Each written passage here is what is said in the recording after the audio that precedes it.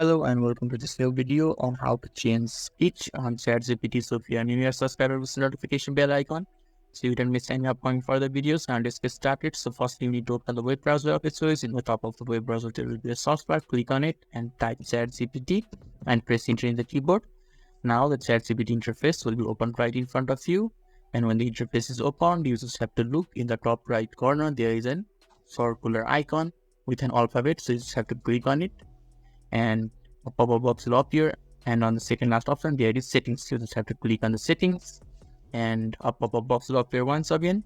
Now you just have to look on the left hand side of that pop-up box and there is an speech option right below the general. Just click on it. After that there is an voice section, and on the right hand side of the voice section there is an option to change the speech. So you just need to click on the COV and there is an downward pointing arrow sign. Just click on it and there are 4 different speeds that you can change it to. Now you just need to choose the speech that you want. You can just click on any speech that you want. After that the speech will be changed. So this is how you can easily change speech on ChatGPT. So if this video was helpful to you, don't forget to leave a like button. Thank you.